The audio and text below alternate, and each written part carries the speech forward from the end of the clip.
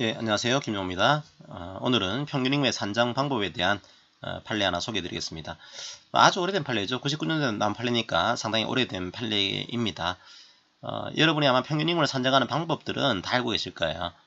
이제 평균임금 산정 사유가 발생하기 전 이전 3개월 동안에 지급된 임금 총액을 그 기간 동안에 총 일수로 나눈 금액을 가지고 하루 평균임금을 산정하는 구조인 거죠. 이게 만약에 퇴직금이라고 한다면 퇴직하기 전 3개월 동안에 지급받은 임금 총액을 분자에 집어넣고 이런 거 주겠죠. 퇴직이라고 한다면 퇴직하기 전 3개월 이 3개월 동안의 임금 총액을 분자에 집어넣고 분모에 날짜를 집어넣어서 이제 일일 평균임금을 산정하는 구조입니다. 자, 그러면 왜 이제 이런 식으로 이 3개월을 가지고 산정을 하도록 했는가 하면 이게 평균임금은 통상적인 생활임금을 보장해 주겠다. 그러니까 너무 옛날 거 가지고 산정하게 되면 지금 현재 받고 있는 생활임금이 확보가 안 되는 거죠. 그걸 이제 막기 위해서 3개월을 가지고 산정하세요. 이런 조항을 두고 있는 겁니다. 그런데 문제는 너무 3개월을 산정했더니 실제로는 이걸 좀 그 근로자의 생활임금을 보장하기 위해서 3개월을 산정한 건데 너무 통상임금보다 떨어지는 경우도 있을 수가 있고 경우에 따라서는 통상적으로 받는 돈보다 너무 많게 받게 되는 그런 경우가 나올 수가 있습니다. 자, 이 경우에도 이 3개월을 정확하게 퇴직하기 전 3개월을 가지고 산정을 해야 되는 거냐? 자, 이 문제가 등장할 수가 있습니다. 한번 사실관계를 볼까요? 자, 우리 회사에 어떤 이제 보험회사입니다. 보험 증권을 판매하는 그런 사원이 있는 거죠. 자, 이 사원이 보통 급여를 받더니 정액적으로 150만 원이 매월 나옵니다. 나머지는 다 보험을 많이 팔아야지만 성과를 받는 구조였어요. 능률급여가 약 350만 원 나오는 구조거든요. 그러면 내가 받는 돈은 500이라고 하더라도 매월 고정되어 있는 급여는 150만 원입니다. 원래 근로자 임금은 500인데 통상임금은 150만 되겠죠? 이제 그런 구조예요. 자, 근데 이 근로자가 구속을 당했어요. 자기 어떤 죄 때문에 구속을 당해서 5개월 동안 휴직을 하고 있습니다. 그러니까 휴직을 하고 있으니까 이 기간 동안에는 지금 임금이 따로 나오는 구조가 아니겠죠, 그죠? 이제 안 나오는 상태에서 5개월을 휴직을 하고 있는 겁니다. 그러던 상황에서 이 근로자가 퇴직을 했어요. 퇴직을 하게 되면 퇴직금을 줘야겠죠. 나오는 문제가 야, 이거 퇴직금 어떻게 산정해야 되는 거냐? 퇴직금을 산정하기 위해서는 하루 평균임금을 산정해야 되는데 하루 평균임금은 퇴직하기 전 3개월 가지고 산정해야 되거든요. 그러면 퇴직하기 전 3개월 하게 되니까 이게 휴직기간 중이에요. 게다가 휴직은 우리 법령에서 평균임금을 산정할 때 이 기간을 제외하세요. 그런 기간도 아닙니다. 자기의 범죄 행위로 그냥 휴직을 한 거죠. 그럼 분자는 0이 될 겁니다. 분모는 뭐 3개월이니까 89일에서 92일까지 나올 수가 있겠죠. 그죠? 그러면은 평균임금 산정은 0원이 되겠죠. 0원. 우리나라에서는 이런 사태를 막기 위해서 만약에 평균임금이 통상임금보다 다운되게 되면은 이걸 통상임금을 가지고서 산정을 하세요. 퇴직금을. 이런 조항을 만들어 놨습니다. 그러니까 이 경우는 0원이 된 거니까 회사에서는 통상임금인 정액급여 150만 원을 가지고서 퇴직금을 산정을 한 겁니다. 이거 너무 떨어지는 거 아닙니까? 이런 논쟁이 발생한 거죠. 자, 이런 구조예요. 이제 이 회사에서는 이게 퇴직 전 3개월 동안을 가지고 이제 임금을 산정한 겁니다. 퇴직 전 3개월. 그런데 이거 너무 낮은 거 아니냐 이거죠.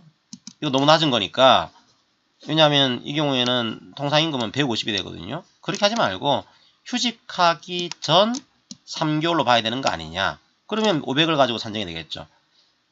이걸 어떻게 산정을 해야 될 거냐. 자, 이런 문제가 등장을 하게 됩니다. 그런데 우리 법의 시행령을 보시게 되면 이런 조항이 나와 있어요. 만약에 지금도 이 시행령은 살아 있습니다. 그 조항 번호만 조항 순서만 바뀐 거죠.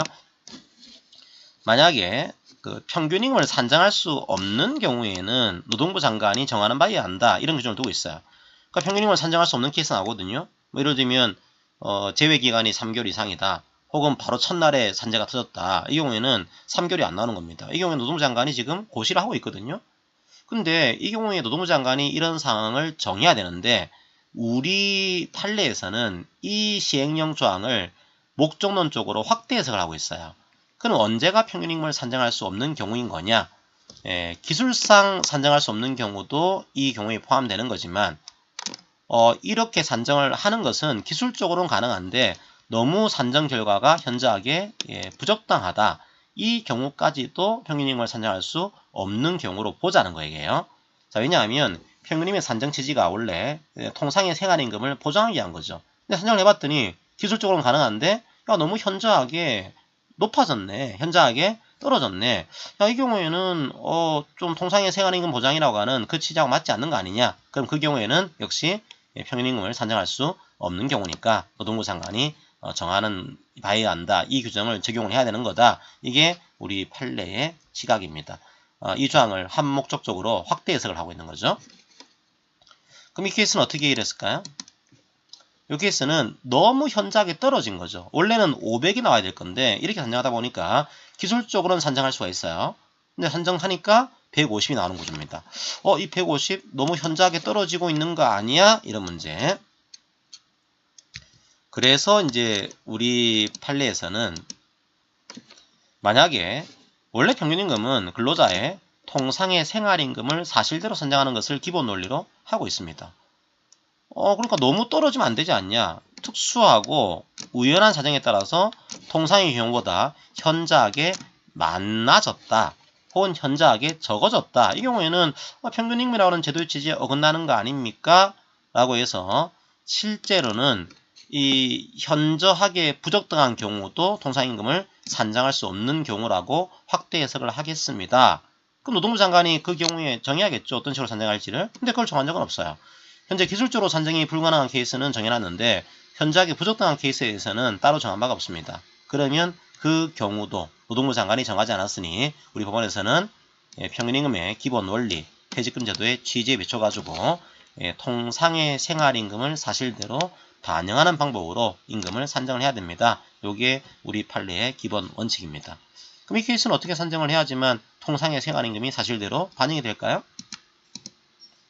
우리 법원의 시각은, 판례의 시각은 이제 이렇게 되는 거죠.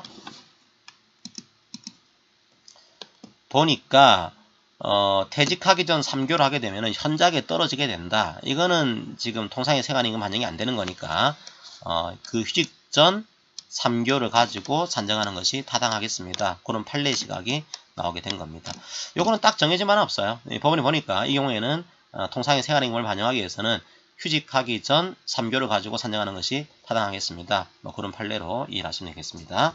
자, 이 판례는 평균임금을 산정할 수 없는 경우라고 하는 것이 단순하게 기술적으로 불가능하다. 이 케이스만 포함되는 게 아니고 현저하게 부적당하다. 이 경우도 포함되는 거다. 따라서 노동부 장관이 정해야 되는데 정하지 않았으니 법원이 다시 한번 이에 대한 것들을 정해준 그런 판례로 이해하시면 되겠습니다.